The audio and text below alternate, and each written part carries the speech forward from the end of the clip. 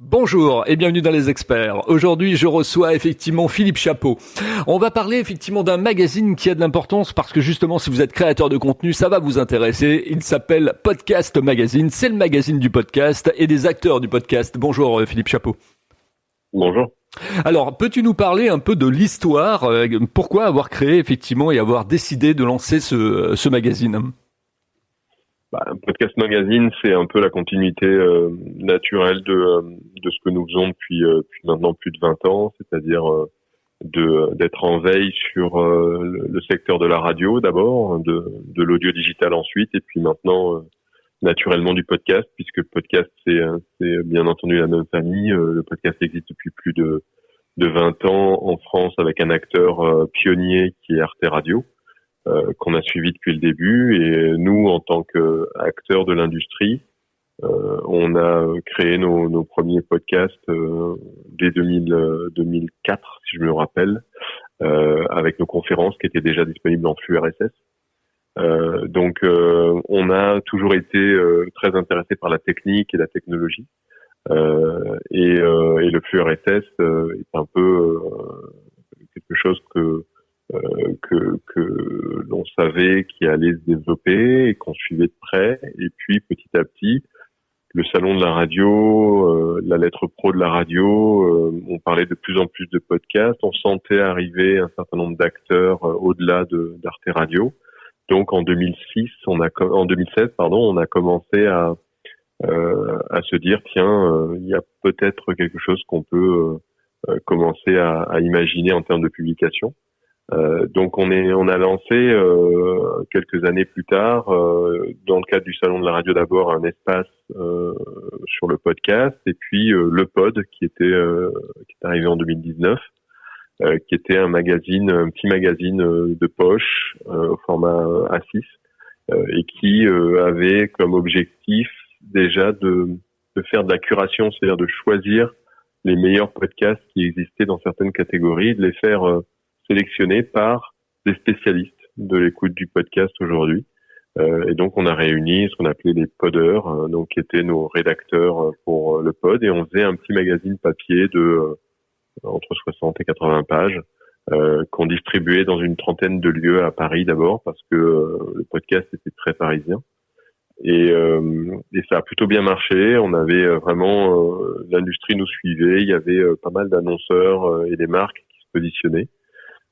Donc on a eu 8 numéros du pod, et puis on a en 2020 fait un énorme espace podcast au Paris Radio Show, et là on a senti qu'il y avait vraiment quelque chose qui était en train de se passer avec le podcast, et on s'est dit tiens, on va partir sur un projet un peu plus cossu.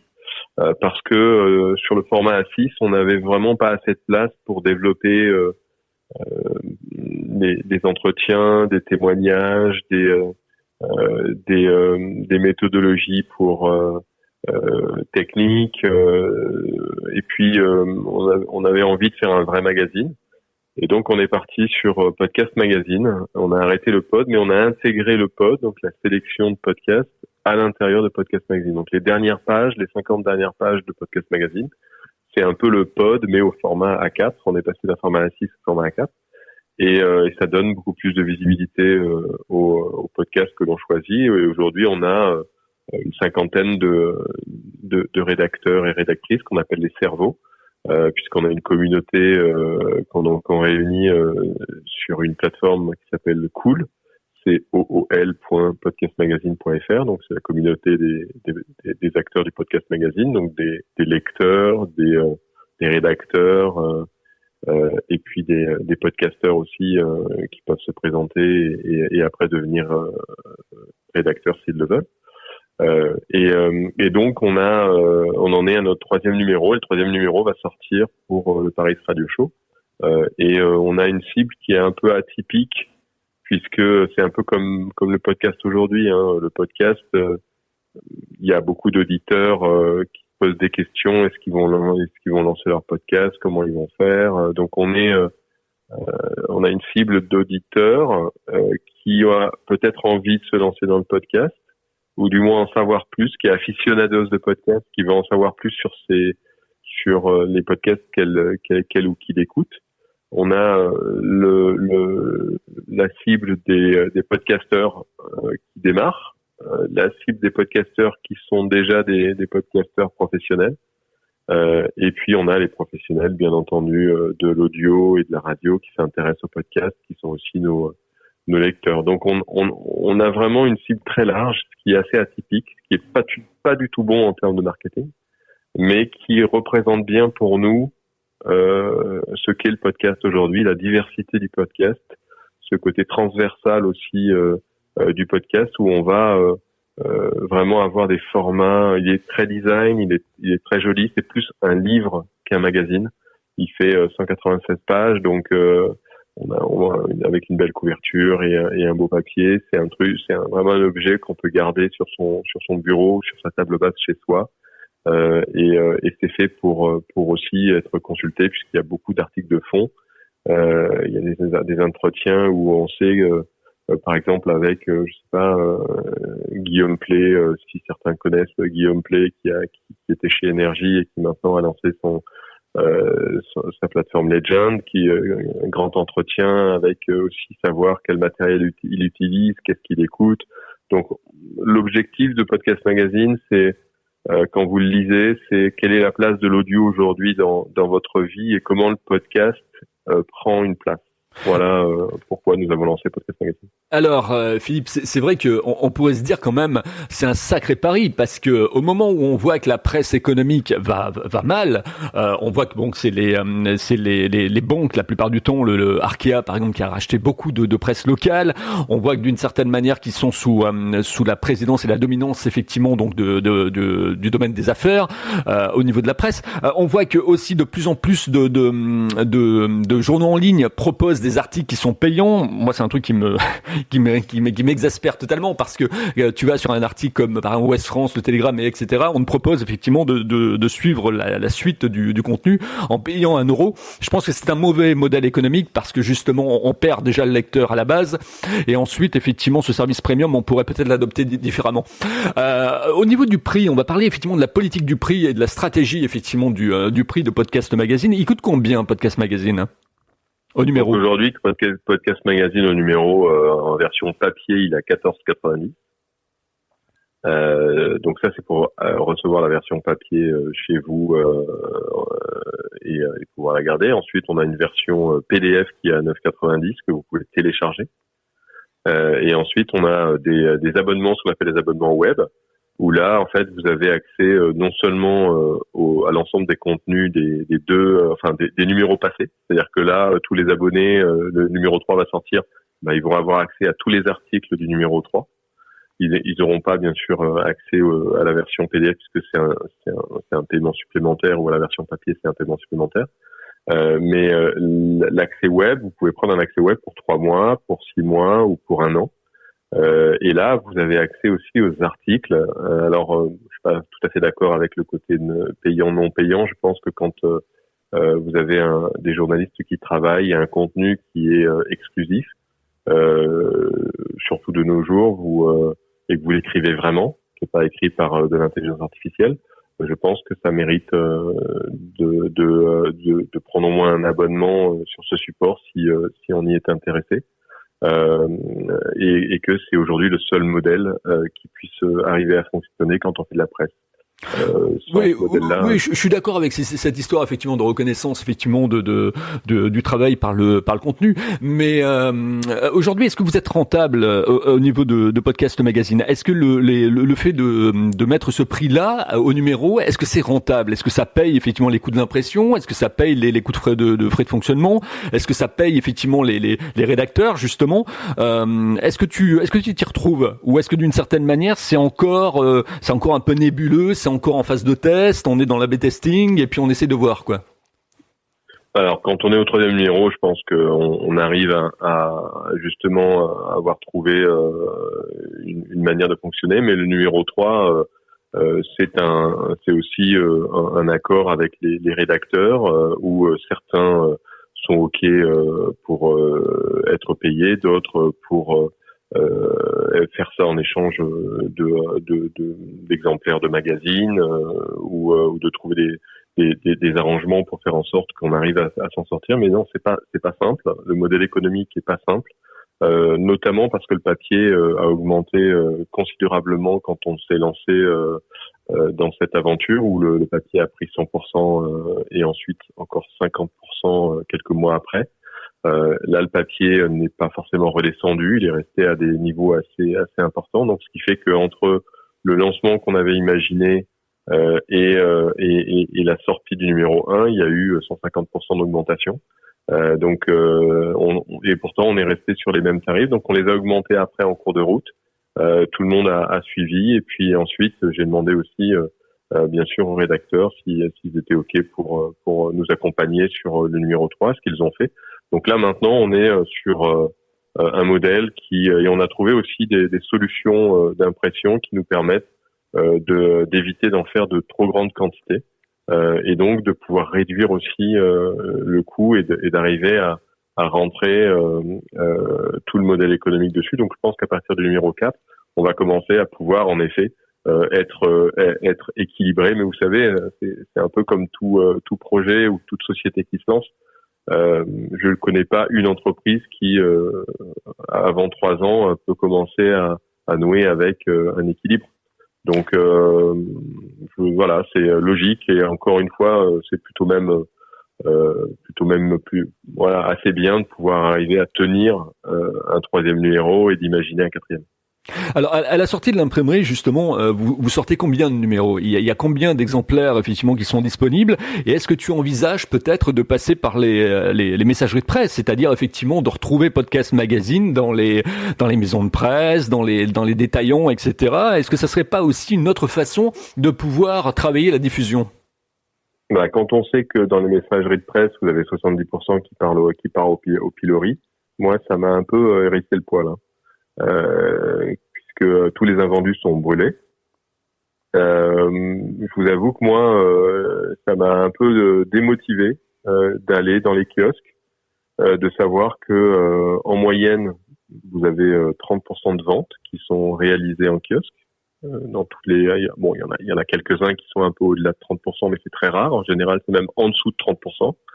Le reste, vous avez la possibilité donc de racheter ceux que vous voulez pas faire brûler, mais à ce moment-là, il faut que vous les stockiez et que vous vous en débrouillez.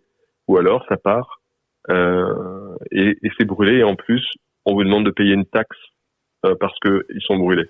Donc, si vous voulez, moi, le kiosque, j'ai mis une croix dessus, ferme et définitive. Et la deuxième raison, c'est quel intérêt est-ce que vraiment aujourd'hui, dans un kiosque, je vais avoir un public qui va s'intéresser au podcast, alors que déjà, quand on pose la question dans la rue, si vous écoutez des podcasts, ils savent pas forcément ce qu'est un podcast. Donc, je vais pas prendre, moi, le risque de faire ça. Et puis, je vous dis, la destruction des magazines, moi, je suis totalement contre.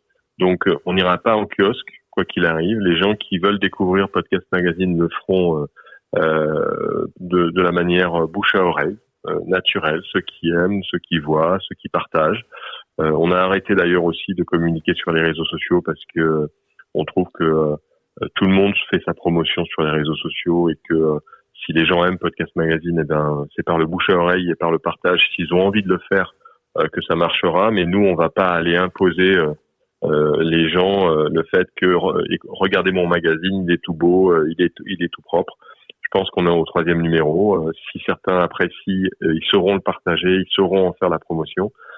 Et même si ça met plus de temps à ce que le magazine perce, même si on a que 2000 personnes qui en commandent à chaque numéro et pas plus, ça nous pose pas de problème. D'accord. Donc je reviens sur ma première question. Il y a combien d'exemplaires qui sortent effectivement de l'imprimerie ?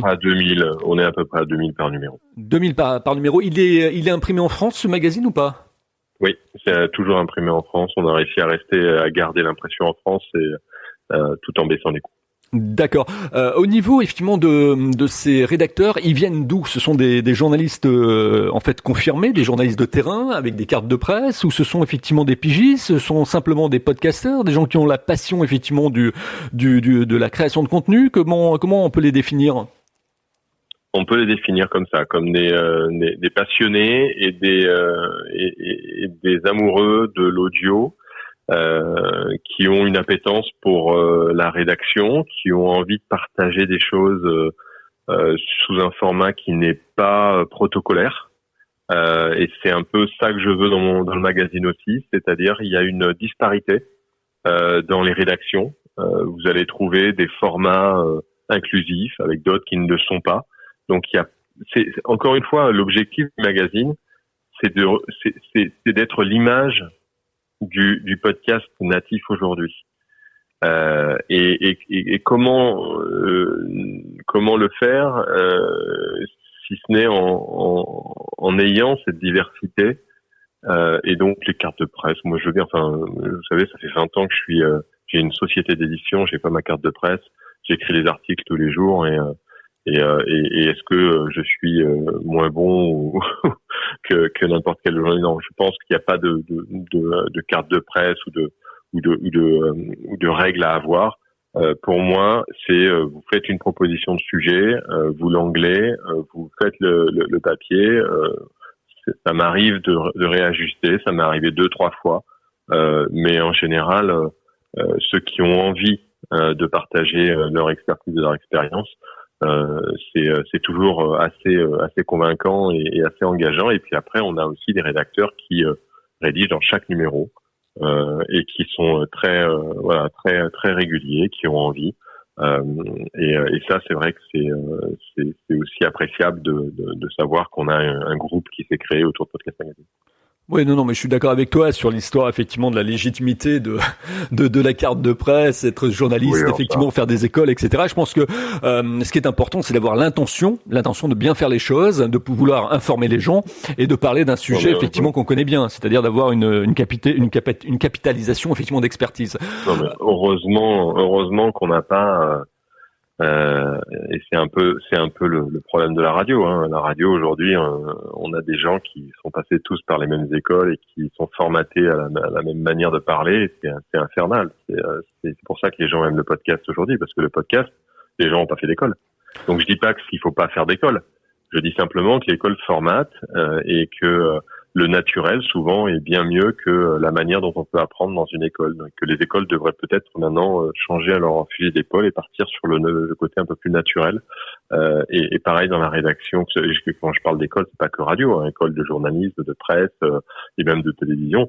Vous savez, hein, Mourouzi, quand il était à l'antenne, il était tellement naturel que tout le monde l'aimait et ça, plus personne ne le fait. En radio, c'est pareil. En podcast, on a encore ce côté naturel qui est là avec tous les podcasteurs natifs qui ont pas fait d'école. J'espère que ça durera le plus longtemps possible parce que plus c'est naturel, plus on est concerné.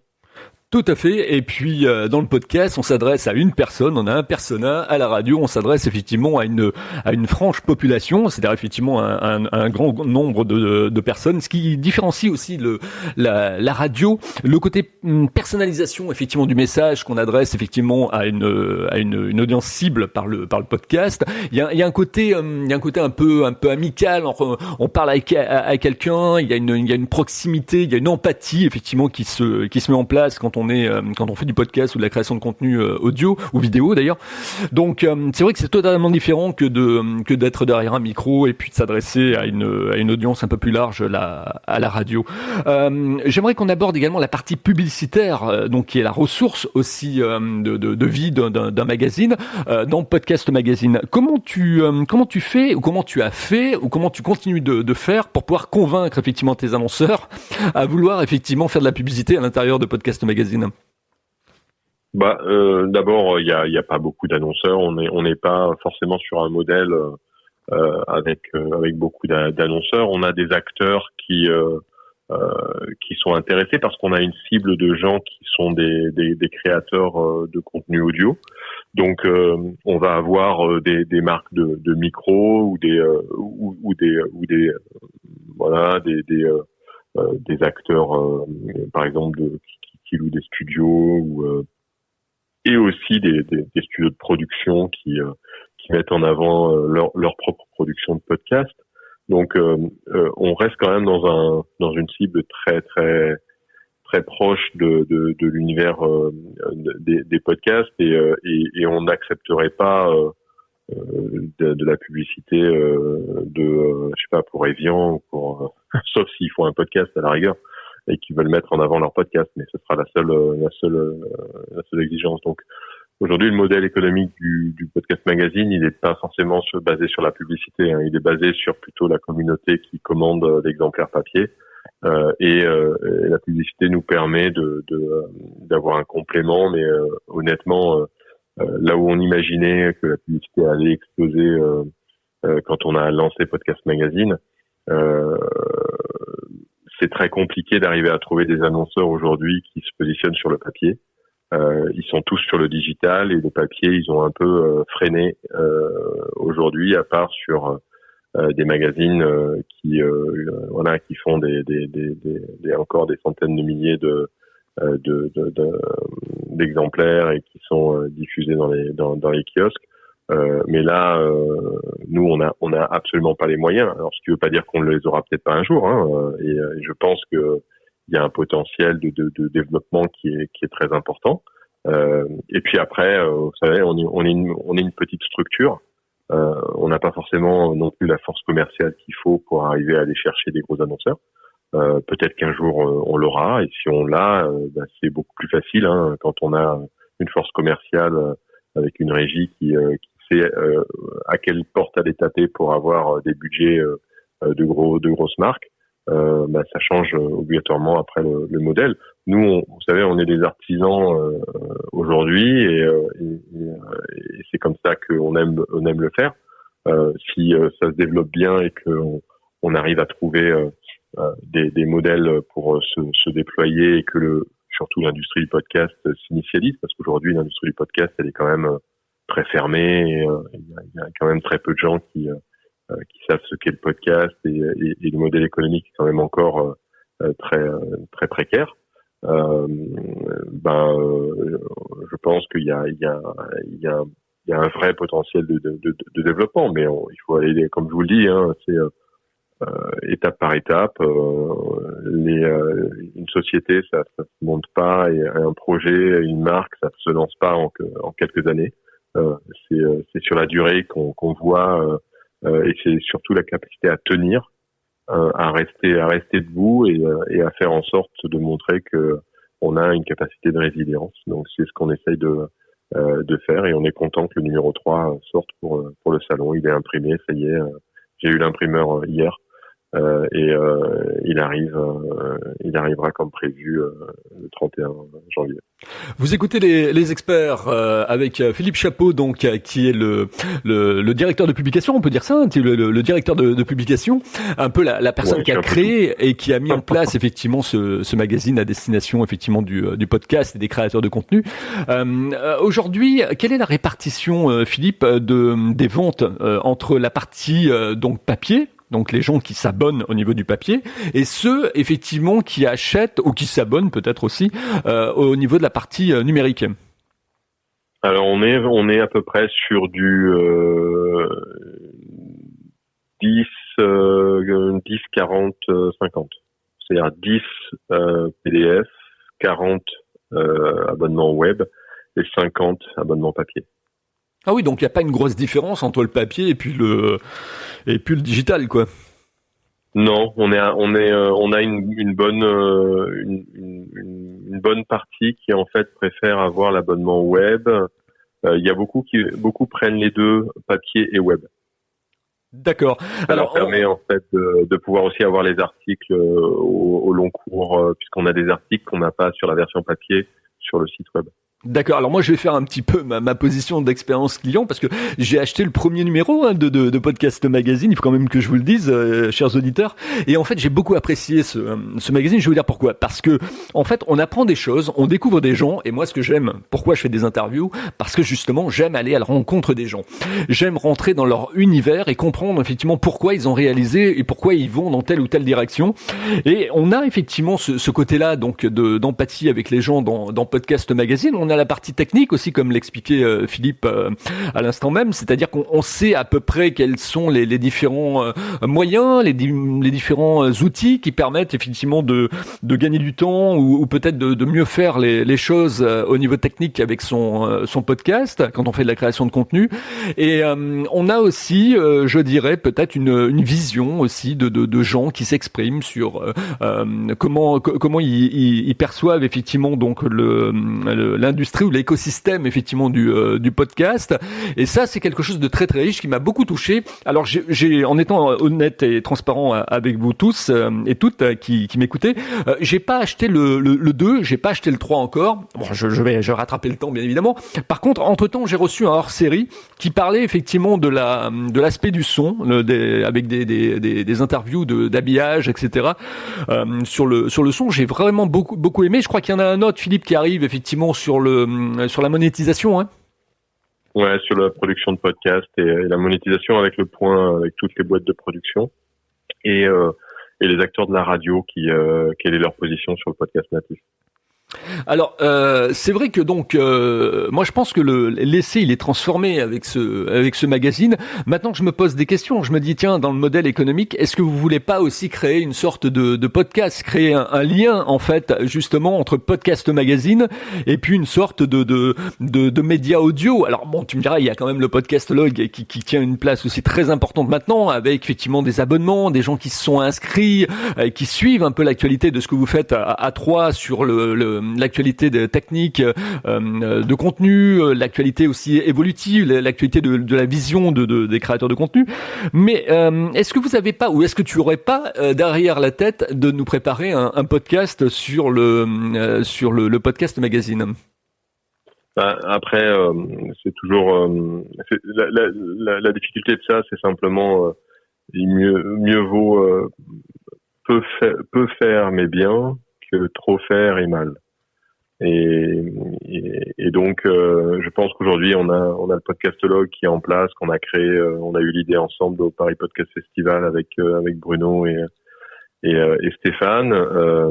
C'est Stéphane et Bruno qui gèrent tout ça, et moi, je viens un peu accompagner cette aventure qu'on a créée ensemble, mais que eux produisent. Et j'ai encore une fois, comme je disais tout à l'heure, j'ai un souci. Bien entendu de taille et de capacité à pouvoir c'est pas l'envie qui manque et on avait des rooms clubhouse tous les mercredis qu'on a arrêté par souci aussi bien sûr de temps et de modèle économique. Donc j'ai été obligé de me reconcentrer vers des choses qui étaient rémunératrices, et aujourd'hui c'est pas forcément le podcast qui est rémunérateur. C'est plutôt le secteur de la radio, et c'est grâce aux acteurs de la radio, encore une fois, que ma société est toujours en vie et qu'on peut organiser le Paris Radio Show et parler et réunir les podcasteurs autour d'enjeux et de veille de l'industrie. Donc, je pense que ça sera peut-être quelque chose qu'on lancera, mais pas tout de suite, ça c'est certain.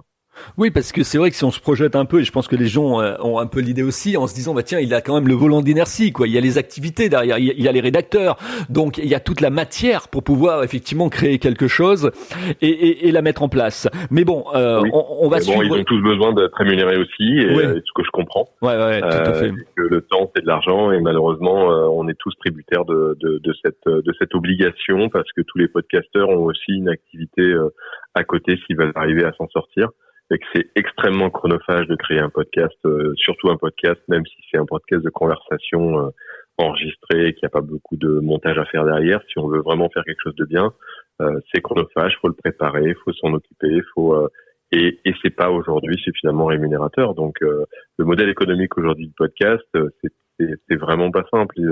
Avant, il y avait une dizaine de personnes qui en vivaient, aujourd'hui il y en a une centaine, mais c'est que une centaine sur les dizaines de milliers qui font des podcasts aujourd'hui.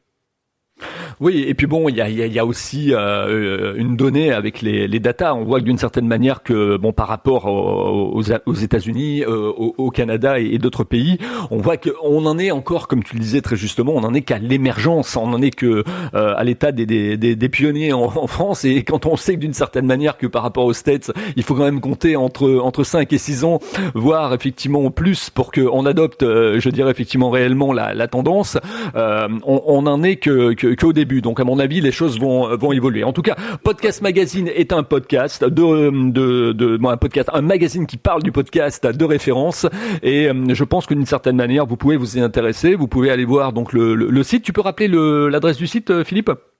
Podcastmagazine.fr. Et pour ceux qui veulent participer à Cool et voir un peu le côté coulisses, il faut rajouter cool devant podcastmagazine.fr, c'est-à-dire cool, C-O-O-L, podcastmagazine.fr ou alors podcastmagazine.fr, et puis ensuite vous avez différentes offres d'abonnement et puis des articles. Alors là, depuis 2-3 semaines, il y a beaucoup moins d'articles sur le site et ça repartira après le salon parce que là, on voit à quel point quand on est une petite équipe, on est on est très vite limité par le temps et l'énergie, mais je pense que ça m'a donné une idée d'ailleurs de concept par rapport à la newsletter de Podcast Magazine et au contenu sur podcastmagazine.fr qui va sortir là avant le salon, et j'avertirai tout le monde puisque on va tous faire la fête déjà au Paris Radio Show et ensuite on repartira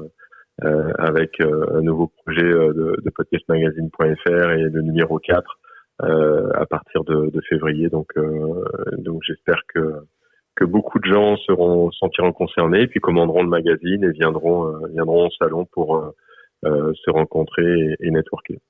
Et tu as combien de personnes inscrites à cette mailing list? Au niveau de Podcast Magazine, de la newsletter. Oui, de la newsletter, oui. On a 6000 abonnés à peu près qui reçoivent la newsletter et là depuis 2 semaines qui n'ont rien reçu, mais ça va revenir.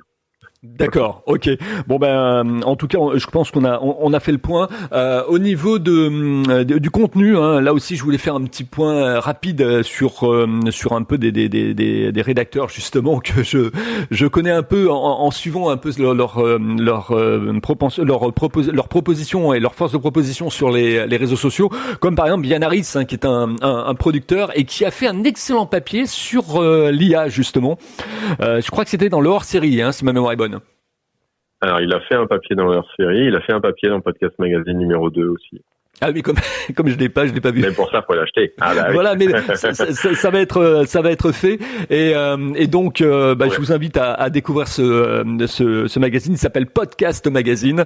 Et donc, vous pouvez soit vous le procurer en version papier, soit en version digitale. Merci Philippe. Je te remercie pour tes propos dans les experts. Et puis, je souligne également que tu parlais beaucoup de la radio et que tu diriges aussi la lettre de la radio. Un organe aussi très important pour s'informer sur le monde de la radio. Et du podcast, puisque maintenant ça s'appelle la lettre de la radio et du podcast. Voilà, et peut-être qu'un jour, on aura effectivement l'occasion de voir qu'on parle des experts dans la lettre de la radio de Podcast Magazine. Ça c'est le rédacteur en chef, Bois-Latour, qui choisit savamment 10 articles par jour et qui est le seul à pouvoir savoir de qui il parle. Souvent, pour qu'on parle de vous, faut communiquer. Oui, tout à fait.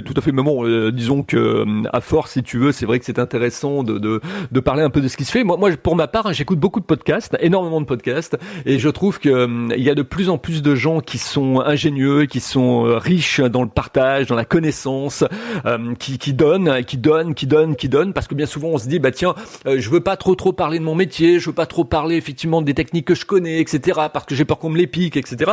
Il faut savoir que dans le monde, vous avez effectivement 2000 personnes qui pensent à la même idée que vous. Vous en avez effectivement 200 qui ont envie de la faire. Vous avez 20 personnes effectivement qui passent à l'action et vous avez 2 personnes qui commencent à gagner de l'argent avec cette idée. Donc ça permet effectivement de se faire une petite réflexion autour du concept. Merci Philippe. Et donc longue vie, bon vent comme on dit en Bretagne à Podcast Magazine. Merci.